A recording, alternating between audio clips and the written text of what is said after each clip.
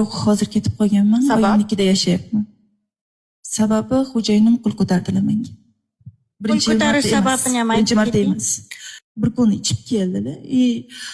Ichib kelgan kunlarida ochiqchasi o'zim nimadan qanday menga zarba kelganini ham tushunganim yo'q. Ya'ni zarbadan oldin men bu holatga qanday olib kelib qo'yganimni tushunmadim. Nima deganimni ham eslay olmayman.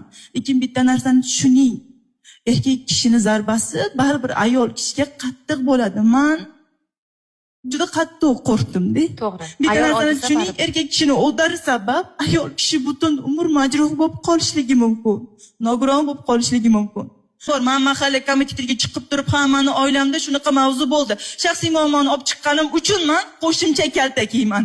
Qo'shimcha bosim ostida qolaman. Lekin erkaklarni chiroyli gaplar bilan yo'lga solish oson.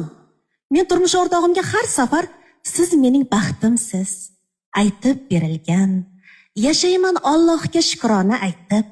Yo'qsa qayoqqa ham borar edim men? Telba ko'ngil sizni sog'ingan payti deb chiroyli Bunaqa she'rlarni aytib beradigan ayolga qanday qilib qo'l ko'tarish? Yo'q deyish